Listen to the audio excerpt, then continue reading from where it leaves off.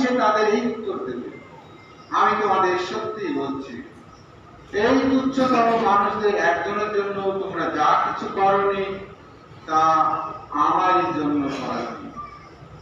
তখন এরা যাবে শাশ্বত দণ্ডলোকে এবং ধার্মিকেরা যাবে শাশ্বত জীবন লোকে। প্রভুর মঙ্গল সমাচার।